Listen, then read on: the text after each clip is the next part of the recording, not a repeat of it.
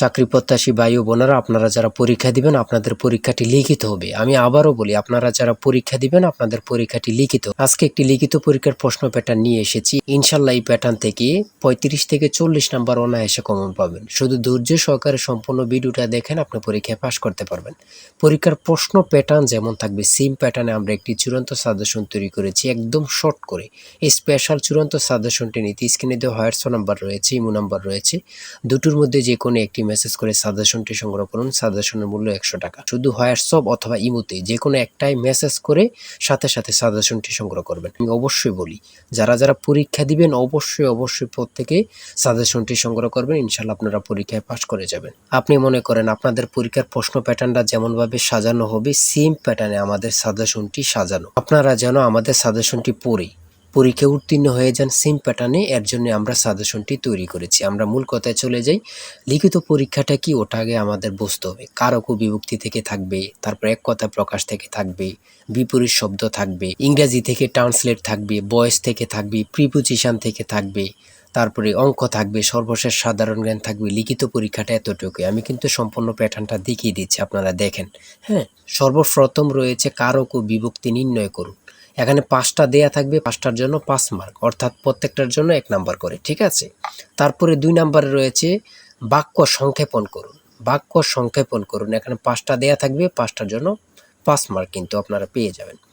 তারপরে 3 নাম্বারে রয়েছে অর্থসহ বাক্য রচনা করুন। অর্থসহ বাক্য রচনা করুন বাগধারা।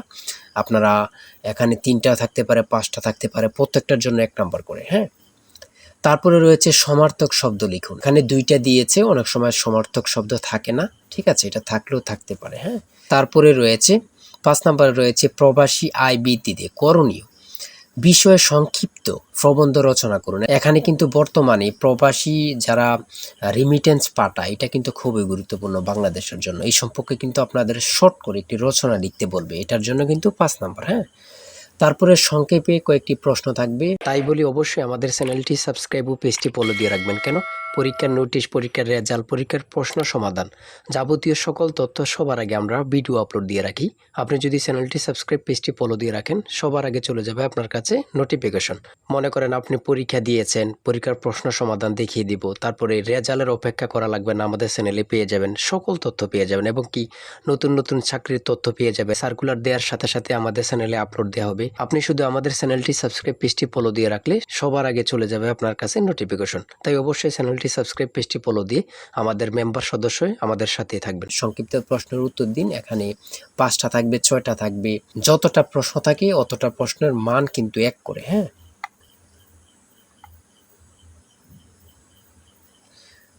তারপরে 7 নম্বরে কি দেওয়া হয়েছে আমরা দেখি।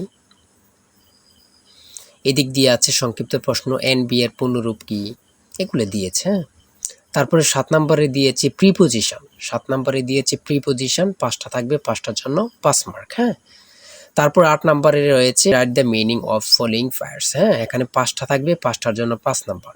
অর্থাৎ আমি বলি যতটি প্রশ্ন থাকবে ঠিক অত নাম্বার থাকবে। হ্যাঁ, একটা থাকলে 1 নাম্বার, 2টা থাকলে 2 নাম্বার, এমনভাবে কিন্তু লিখিত পরীক্ষা অনুষ্ঠিত হয়ে থাকে।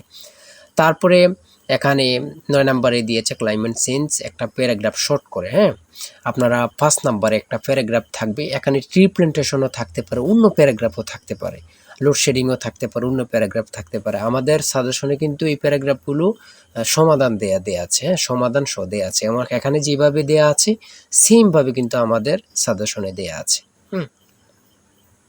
তারপরে আমরা ইংরেজি অংশ শেষ করেছি, গণিত অংশ দেখি।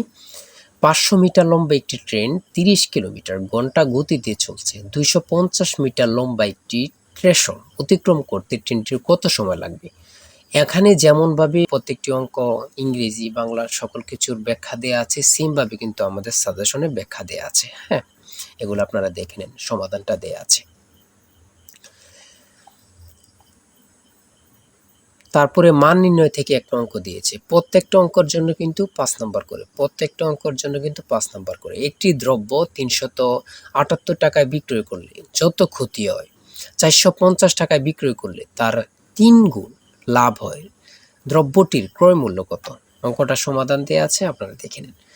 তারপরে রয়েছে 13 নম্বর, একটি শ্রেণীতে যতজন ছাত্র আছে প্রত্যেকটি তত টাকা করে দিলে মোট ৬,৫৬১ টাকা হয়। ছাত্র সংখ্যা কত? হ্যাঁ, এখানে সমাধানটা দেয়া আছে, আপনারা দেখে নিন।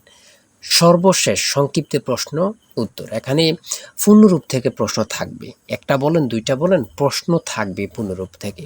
হ্যাঁ, এখানে যেমন দিয়েছি এটিএম এর পূর্ণরূপ কি, তারপরে রয়েছে জাতিসংঘের নামকরণ করেন কি, অথবা জাতিসংঘ সনদ কবে কার্যকর হয়। হ্যাঁ, এখানে যেই সাধারণ জ্ঞানগুলো নিয়েছে খুবই গুরুত্বপূর্ণ। কোন অক্ষাংশকে মকর ক্রান্তি এবং কোন অক্ষাংশকে কর্কট ক্রান্তি বলা হয়। তারপরে রয়েছে 2025-2026 অর্থ বছরের প্রস্তাবিত বাজেট কত। বর্তমানে বাংলাদেশের মানুষের মাথাপিছু আয় কত। খুবই গুরুত্বপূর্ণ একটি প্রশ্ন। আয়তন বাংলাদেশের সবচেয়ে বড় জেলা এবং সবচেয়ে ছোট জেলার নাম লিখুন। খুবই গুরুত্বপূর্ণ। বর্তমানে যে প্রশ্নগুলো আসে সেগুলো নিয়ে কিন্তু আমাদের সাজেশনটি রচিত। তারপরে রয়েছে জাতীয় স্মৃতিসৌধ ও কেন্দ্রীয় শহীদ মিনারের স্থপতি কে। এটা কিন্তু অনেক চাকরির পরীক্ষায় আসে। হ্যাঁ, তারপরে রয়েছে পদ্মা নদী বাংলাদেশে কোন জেলা দিয়ে প্রবেশ করেছে। বাংলাদেশ ও মায়ানমারকে বিভক্তকারী নদীর নাম কি? নাফ নদী। এটা কত পরীক্ষা যে আসছে আল্লাহ ছাড়া কেউ জানে না। বিভক্তকারী নদীর নাম হচ্ছে নাফ নদী। হ্যাঁ, আইসিসি এবং ফিফা এর সদর দপ্তর কোথায়? খুবই গুরুত্বপূর্ণ। 2024 সালে শান্তিতে নোবেল পুরস্কার পেয়েছেন কে? তিনি কোন দেশের নাগরিক?